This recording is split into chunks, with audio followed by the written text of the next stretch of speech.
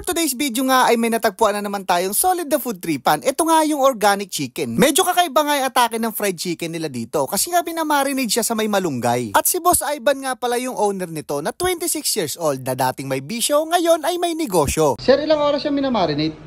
Within 1 day po. Oh, 1 day? Yes, sir. Bali, para talagang kumapit yung mga ingredients na nilagay natin. And yun po. Medyo kakaiba nga tong Kanto fried chicken na to kasi meron siyang iba't ibang flavor gaya nga ng buffalo, soy garlic, honey butter at saka yung kanilang teriyaki. Nandito nga pala tayo guys sa may kahabaan ng ML Quezon at eto nga lang siya guys sa may kanto ng Samaba, may kita nyo kaagad kaya mabilis lang siya mapuntahan. Ayun, no?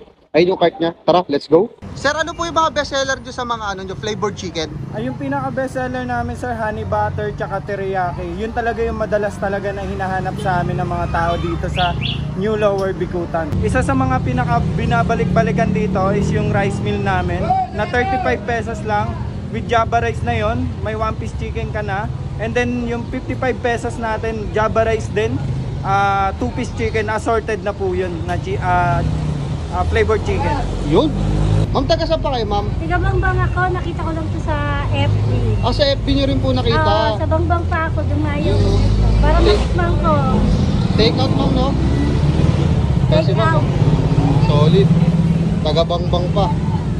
Nag-ooperate kami dito sa gilid ng Arco ng Samaba ng 7:30 AM hanggang sa maubos ang supply namin. Kaya wag na nga natin patagalin pa. Pumunta na nga tayo dun sa pinaka-exciting na part, yung tikiman na.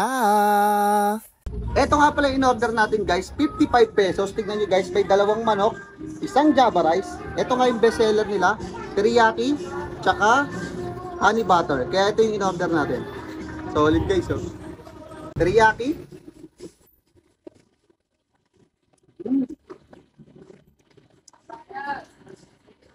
Sarap ba?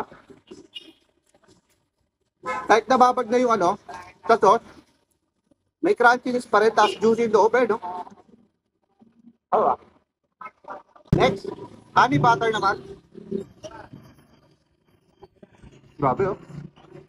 Ang lambot ng manok. Siyempre, mas masarap yan pag may rice. Panalo. Panalo Java rice sila dito, ha? Sarap. Buffalo naman, tikman natin. Okay din, ha? Sa 20 pesos. Sold ka na dito.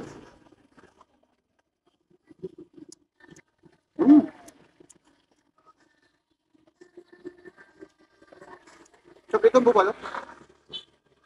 Bumili ka sa makakang. Eto. Maniwala sa akin. Solid. Eto naman nga. Soy garlic.